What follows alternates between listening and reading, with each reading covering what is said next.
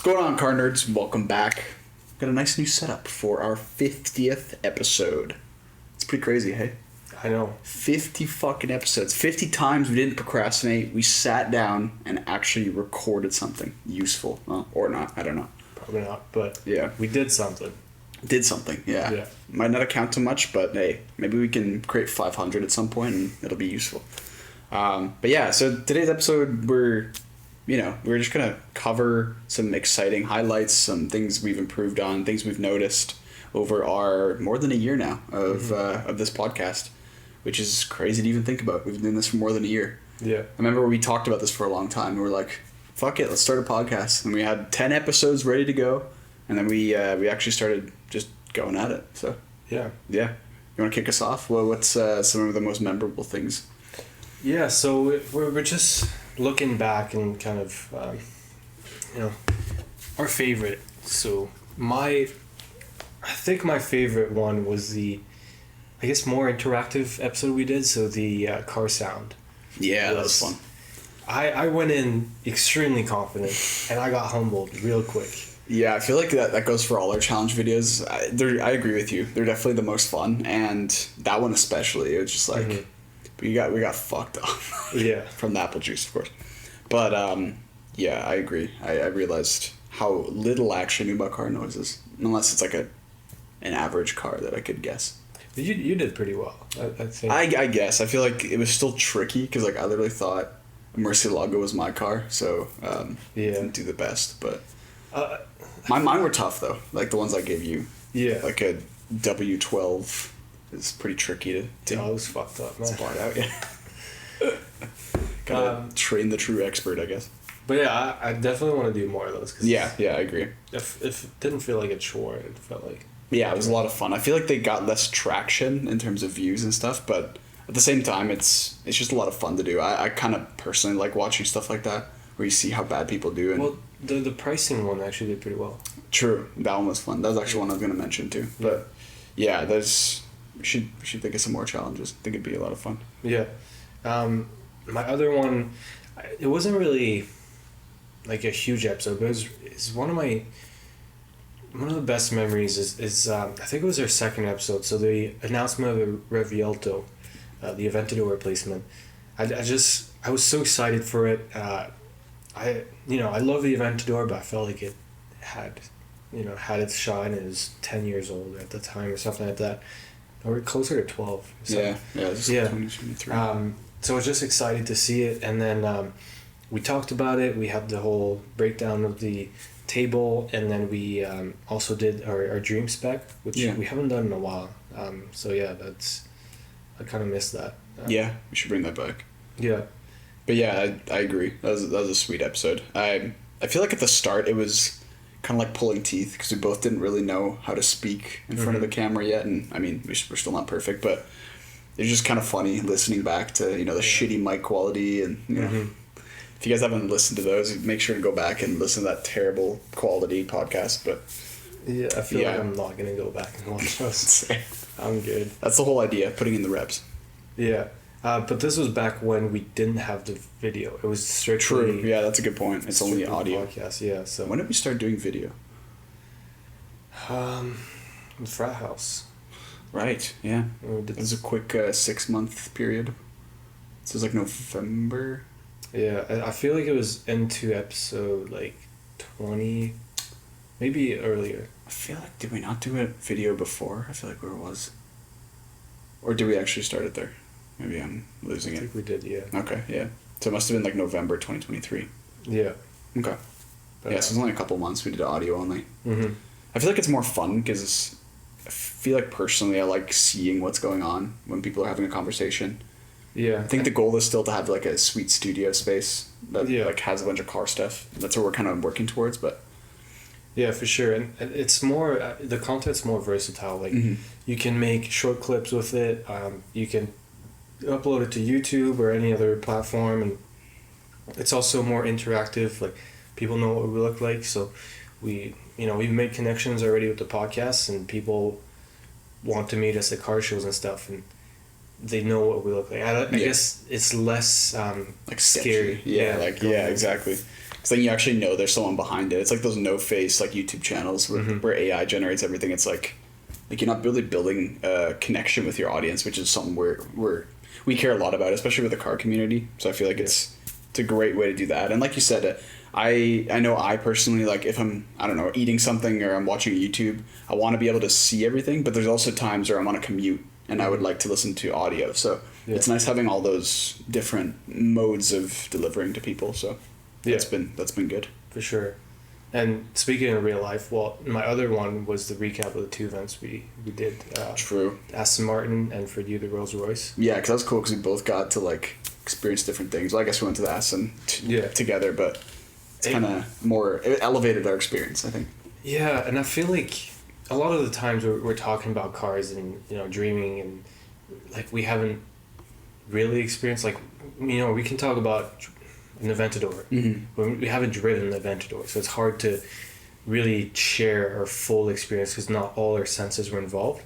Whereas these events, we went to it, we like remember, we're there, we're tasting the food, we're hearing the cars, sitting in the cars in a lot of cases. Yeah, exactly. So it felt a lot more real, a lot more emotionally attached, and that's kind of what I want to use this platform for. Like, we go to these events, we experience these cars, and we can describe it better because we know what it's like. Exactly. And I think that's like, it speaks a lot to like the car community because it is mostly emotional. Like that's the whole like premise of loving cars in the first place. So the fact that we can have these emotional experiences and then relay that to people in the audience, and maybe it connects to them somehow. They're like, oh, that reminds me of this one event I went to, and like they want to share that with us. Like that's what it's all about, you know? So it'd be sweet if we can get to that point.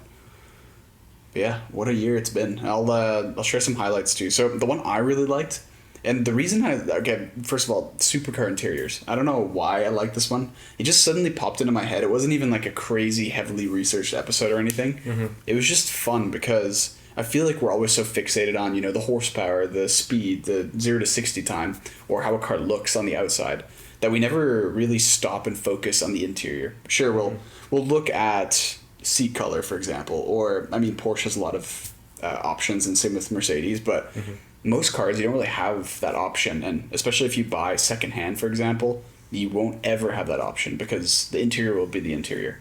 So in this episode, we just took a look at some of the craziest interiors and really dove into, you know, the materials that they use, the very special things that make the driver feel like it's an experience.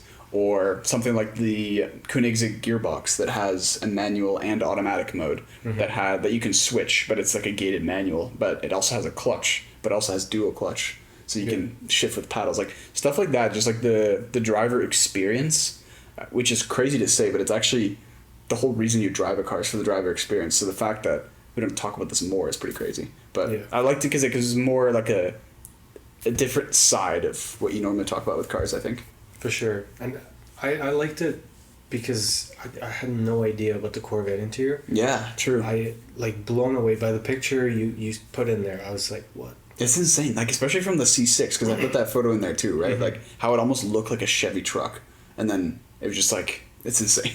Like the glow up. Yeah, they took it serious on the C8, which definitely, and it looks amazing. Like, it's hands down. They're really coming together. I mean, even now we still have to do an episode about the ZR1 Corvette because that thing is freaking mental. Yeah, I can't even imagine what that must be like to drive. Yeah. And then the second one, kind of going along with Kevin's vibe here, is the car sound challenge, car cost challenge. So this one was really fun because, first of all, because I fucked up and Kevin saw the next car. I think it was the third one that I did. The G-Wagon. Yeah, the G-Wagon, which, I mean, it was probably a stupid choice to start with because Kevin knows everything about G-Wagons. I study those things. It's insane. Yeah, he's like a scientist dedicated to G-Wagons. But yeah, and then I kind of had to redo that, so that was kind of fun. But I also kind of showed how much we knew about, you know, the brands, about, you know, how depreciation works for certain cars, and just in general, you know, because we're always looking, like, I know we always share Facebook links and stuff like that of cars that are for sale. So we see a lot of different prices, different cars, different price ranges. So it's fun to see, kind of put this in practice, getting something a little bit outside what you might normally look at and try to figure out how much it might be. So yeah, it's pretty cool. I was surprised because some of them we did well because we figured it figured it out pretty well. But Yeah. some of them were like completely off. Yeah. Some of them I almost wanted to go buy because I was like, I thought it was way more expensive than it actually was. I was like, damn, that's crazy. Struggling to think of what that was now, but what was it, M8? Yeah. Yeah, that's for crazy. me, it was the TRX. I was Yeah, way off on That's that nuts. You know, it'd be fun. I was just thinking of to do a car cost challenge, but only with like American cars in American dollars. See how different that is. Thing. That would be tough. That would be tough. I'm curious how different the markets are, though. It's probably, well, obviously a lot cheaper in comparison, but It's hard to say because like we I had the Mustang. Mhm. That one appreciated, but the GT350. exactly, yeah, But then, like if you do a Mustang GT, then that one would depreciate because it's so. I don't know. it's like counterintuitive almost. Yeah, it's so random. Like Mm-hmm. because the C8, the base C8 is gonna go down, depreciate. Nobody wants it. But then the C8 Z06, I mean, it's still new, but like that one's probably selling over Yeah, sticker. and the 01 too, for sure. The ZR one's gonna, Yeah. nobody's gonna get it for sticker. I mean, even that, like Canadian dollar, like getting off track a little bit, but the base is 180,000 Canadian, which is like roughly 130, 140 US, which is insane for a 1,000 horsepower car. I can't. Like it's like gonna ruin- Revuelto quality, like or level specs. Like it's insane. It's gonna ruin everything else. Like, Yeah, literally. Who can keep up? Nobody. Like And it's I mean it's mid-engine already. It looks insane. Interior is insane. Like Mhm. there's literally nothing else you could ask for. because Dodge just axed the Hellcat, so Yeah. that's and the replacement, the new Charger looks like shit. Yeah. It's EV and or hybrid, and yeah, that's gone. Mustang has the Dark Horse, which is cool, but it's not 1,000 horsepower, No, and it's still Mustang. Like you're gonna kill crowds. exactly. The It's- crowd killer. Yeah. It's not exotic, whereas the Corvette is just like what. It's so impressive. They're like almost getting to the point where it's like almost merging with Hennessy. Like Mhm. it's getting to that point, honestly. But this thing has a warranty for the Yeah, factory. exactly. which is, like, And it's like a big insane. car company that created it, which is nuts. But anyway, yeah. So now, what about some stuff we've learned this year? I know there's been quite a lot of that because when we started and compared to now, it's quite a different ballgame. So, what are some things you've learned this year? I think the biggest thing is still an ongoing exercise is making the content more alive and interesting and Yeah. like, being more, I guess, showcasing more excitement. Like I love cars, but it's difficult to show that excitement and make content that's exciting. Mhm. So that's an ongoing effort. Yeah, showing that passion through content is tricky, especially if there's a camera. You know, like in person, it's easy because you're like, "Holy shit, you see this? Like it's insane! Like it's nuts! Did you see that ZR1?" But like on here, we're trying to like give you the information without sounding insane. So it's a bit of a challenge, but I feel like we're slowly getting the hang of it. Yeah, for sure. You wanna? Yeah, sure. Yeah, so I think the other thing we're still kind of working on here. I mean, fuck, I'll show you right now. Is our setup? I mean, we're literally battling with two of these lights here. I've got my food, my dinner that I'm still eating, and we just kind of pulled some chairs in here. But I mean, a little behind the scenes for you. But I think that's one of the main things. Like we had it pretty nicely set up in. We had it pretty nicely set up at our frat house. We had like a couch. We had everything kind of set up. But obviously, the main goal is going to be having like a dedicated studio with some cool car memorabilia, just some awesome stuff to add to it. Because something to like keep in mind, this is our living space. This is not Yeah. like some rented studio. We have to use this to live. Yeah. So And luckily we have this like den space, which is rare in Toronto. But yeah, it's kind of an ongoing thing. I mean, we switch between Kevin's place and mine to record. So that's why you're seeing a different landscape in every video. But yeah, that is kind of what we're slowly working towards building better. And Yeah. it's a lot better than sitting in a business room with our first couple episodes. yeah, So we're getting somewhere. yeah, the drilling is The drilling. We had to edit that out. That was brutal. yeah. Another one is we like this is something I guess that just kind of fell into place, which I guess is not normal. Is kind of divide and conquer tasks. Yeah. 'Cause, you know, obviously, running a podcast is a lot of work. Yeah. There's a lot that goes into it. You know, script writing, video editing, doing the setup, actually recording, and then kind of getting your name out there, so marketing and social media and all. And we kind of just fell into each task. Like you do, you handle all the video editing, the sound editing, posting all those, and then I'm kind of trying to market. So we have all the socials, doing shorts, doing content to try and get engagement. Yeah. And then script writing, we kind of split it. So one will do a script, the other one will do a script. So kind of doing that way, and it's gone like very well. Yeah, it's interesting you say that because, we never really had a conversation about like how should we split the tasks. We just kind of took what we're best at and kind of just did it that way and never really spoke of it, which is awesome. I feel like that took a lot of the tension out of working together, so that's been really nice. And I think also a big thing too is that we're both like passionate about it. Like we don't really care. Like we kind of started this as like a fun project to do together. So I feel like that part of it is like we didn't really care in the first place. But like you said, I feel like we've both gotten stronger at learning both of those things anyways. So we're learning as we go still. But it's definitely been a big thing. For sure, yeah. And then of course the thing is always trying to grow the audience.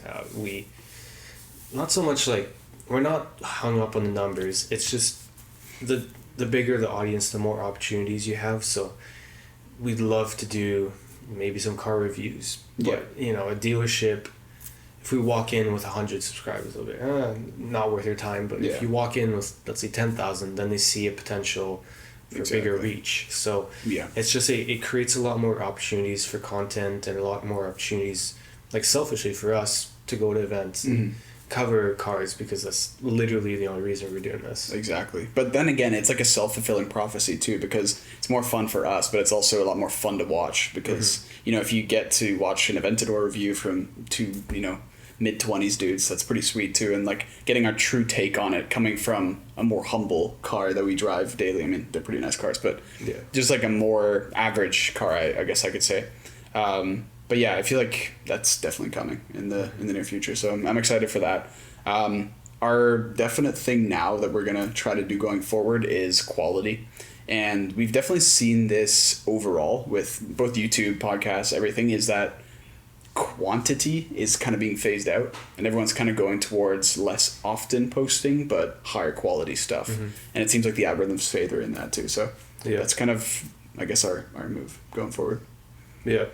Yeah, so that's kind of what's to come. Other things we've thrown out ideas around, like we love more in real life, like IRL content.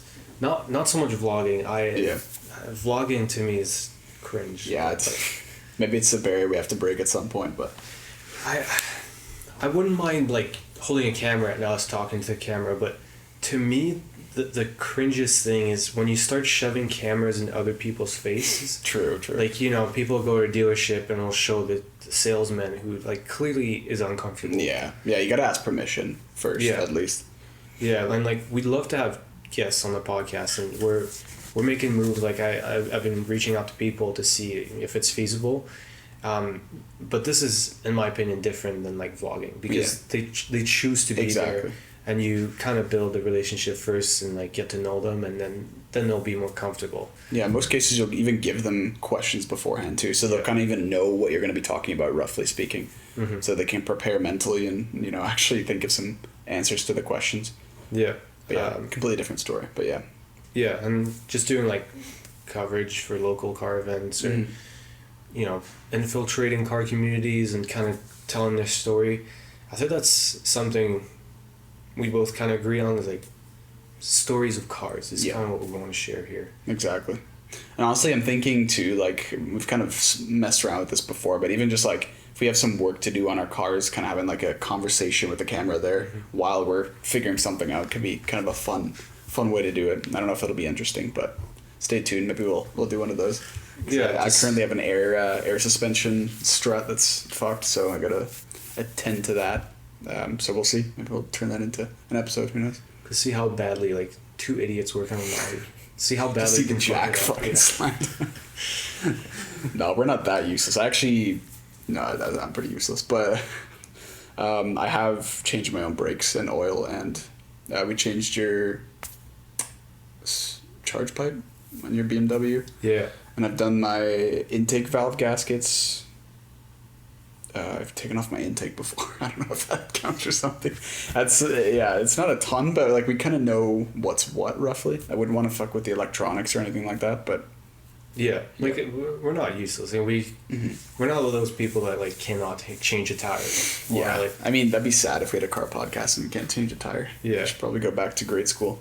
But yeah, I feel like my younger brother's a mechanic as well, and he's like kind of like learning the ropes and knows a lot about that kind of stuff. So I'm kind of we're all just learning as we go, and it's kind of fun too. Like it sucks when something goes wrong with your car, but I mean spending a bunch of time on forums and looking at what could it be or whatever. Like I just got VCDS, which is like a program for my car to kind of diagnose it, and even that it's like fun. You're tinkering around, trying to mess around with the car. And I was like doing a bunch of research, seeing like what the program can do, and you can actually lower the car to whatever you want it to be at and everything. So it's kind of an exploration thing too. It's the novelty. Yeah, that'd be pretty cool. Yeah. One thing I love to explore as well is working with brands. So local brands, getting sponsorships or seeing what we can do with them. Even giving you guys discounts on local vendors and stuff like that. Yeah. So that would be a sweet way to do it. Maybe on your tire or oil change or something at a local shop or something like that we can help them out with. Yeah, working on a pitch deck right now. We'll see how. Let's go. That'd be good. If you got a local brand, hit us up. We might only have 100 people watching, but think about that. 100 people changing their tires. That's a lot of money. What's the usual conversion rate? Like not 100%, I'll tell you that. 10%? But that's still 10's pretty high still. 5%? Let's say one person. Okay. We'll get one. Maybe it isn't worth it. Yeah, they have a point. But yeah, what I'm most excited for is car reviews. And I know we probably won't get to a point where we'll like get dealerships to give us the cars. Like our goal is to just, maybe, split the difference and rent a couple cars that we want to try out. I know we have hint Tesla 3, maybe Model 3 that we want to take for a joyride and give an honest review because we've been known to shit on Tesla. So well, that's the thing. If we're paying for it, like we don't have to kiss anyone's ass. Exactly. Yeah, that's actually a good point. Yeah, because we don't have to like. I guess if it's like a dealership that's not the brand, you know what I mean? Like if it's like used. Where you got like Toronto auto dealers. But yeah, stuff like that would be a lot of fun. I think it would make a really interesting episode too. Yeah. So yeah, stay tuned for that for sure. Anything else? No, that's it. The Q&A. Oh god. Yes, we Kevin posted a Q&A on our Instagram trying to see if anyone had any questions they wanted to answer on here. There's an interesting question. So the only question we got is a request to reveal our hogs. So I guess we got to give the audience what they want, right? Yeah, so we'll show you our hogs now. Oh, I should have like a prop pig at this point.